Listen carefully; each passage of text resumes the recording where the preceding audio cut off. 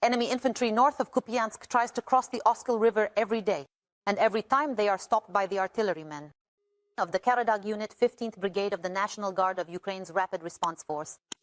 Their 105mm howitzers, although quite old weapons, perform their tasks very effectively.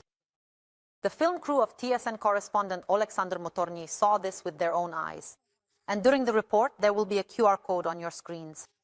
This is a fundraiser for drones for the 15th National Guard Brigade, so if you can, please don't stay on the sidelines. I want to congratulate all of you on this holiday. These are your treats. Thank you for standing up to defend your native country in such a difficult time. Amid the echoes of enemy shell explosions, the commander of the artillery battalion of the 15th Operational Brigade of the National Guard of Ukraine. This time he was presenting awards right at the combat position in the field. Recognized with the President of Ukraine's Award for the Defense of Ukraine.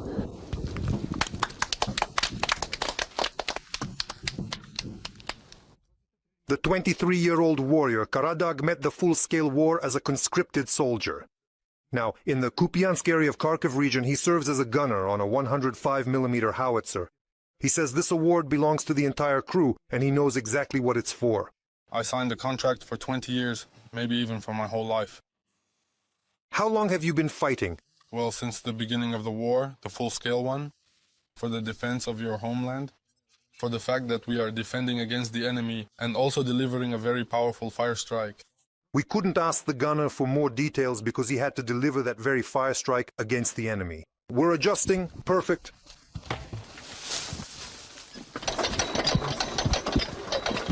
Range 400.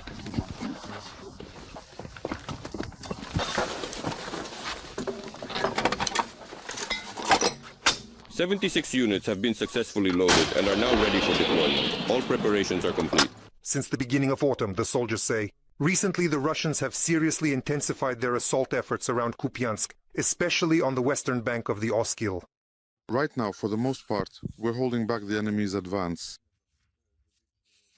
The ongoing assault is being carried out entirely on foot. They meticulously cross over the treacherous river and then attempt to bravely storm our well-defended positions.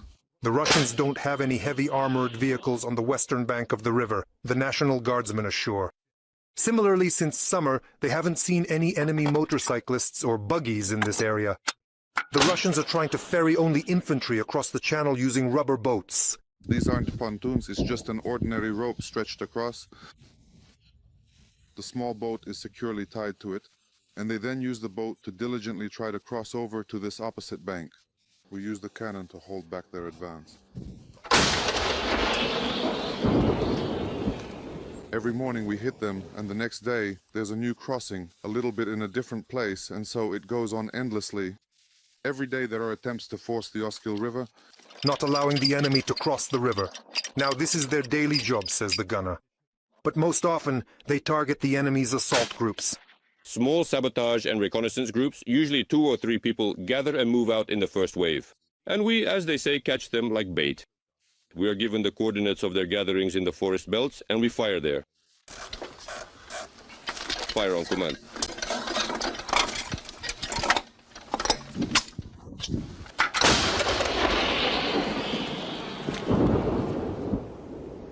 Their howitzer, half a century old and of Soviet origin, may not be the largest artillery caliber, but it shoots quite accurately, assures the commander of the 15th Brigade of the National Guard of Ukraine.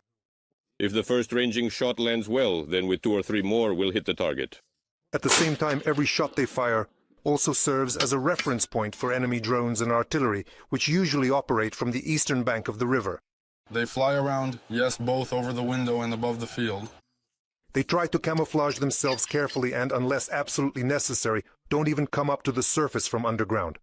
But when fire support is needed, their 105s, the beekeeper's crew, instantly gets to work. Loaded. Loaded. Gun is ready now.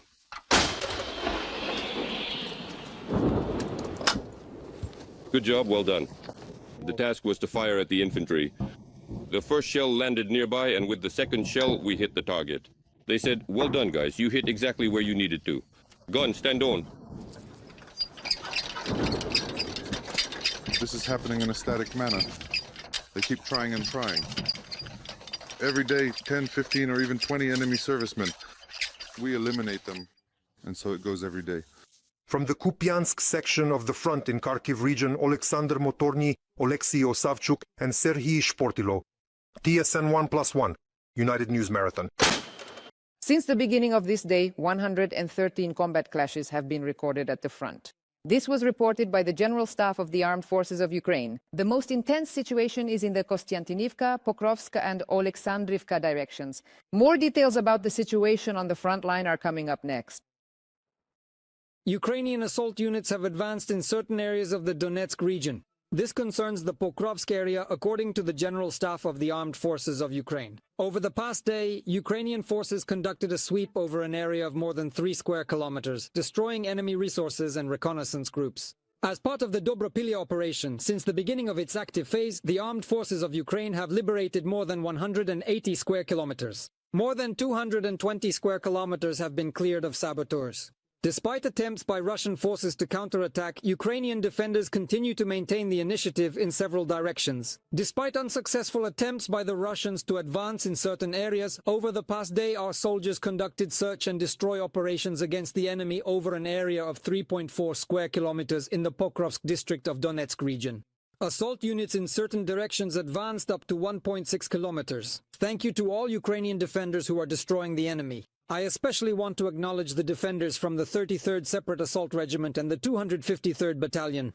Oleksandr Syrsky, Commander-in-Chief of the Armed Forces of Ukraine, Facebook. In the Donetsk region, the Russian army made another attempt at a mechanized assault. This time in the Kostiantynivka direction, the enemy, just as they did the day before near Dobropilya, threw heavy armored vehicles and tanks into battle.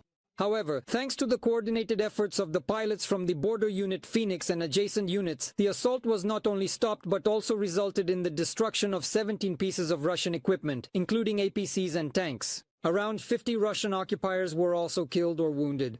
And in the Konstantinovka direction, Russian invaders assaulted the defense forces' positions towards Konstantinovka and near Sherbinovka, Plesheyevka, Rusin Yar and Poltavka. In the Pokrovsk direction, the enemy carried out attacks in the areas of Vladimirovka, Novyshakov, Nikanorovka, Krasny Liman, Mikhailovka, Novoekonomikeskoye, Pokrovsk, Zverev, Kotlino and Udaknoye. In the Alexandrovsk direction, the Russian army tried to advance near Sichnevoye, Sosnovka, Novonikolaevka and Poltavka. The enemy is in a hurry, quite possibly counting on the next week or two, while the ground is still relatively stable, and accordingly, our dirt roads have not yet turned into a complete quagmire as a result of the autumn rains.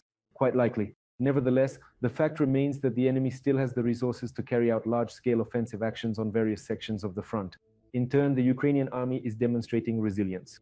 I believe this resilience is due not only to the courage and heroism of our soldiers, but also to those very engineering fortifications that were built in a timely manner at the most threatened sections of the front. And the alter ego unit of the 93rd Brigade Kolodny Yar has demonstrated how it uses combat ground robotic systems to counter the Russian occupiers entrenched in the forest belts near Kostiantynivka.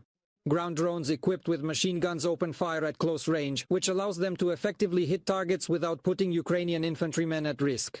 In the Russian army, realizing the real threat posed by these ground robotic systems, they try to hunt them down using FPV drones and artillery. However, despite this, Alter Ego continues to successfully carry out operations using remotely controlled machine guns.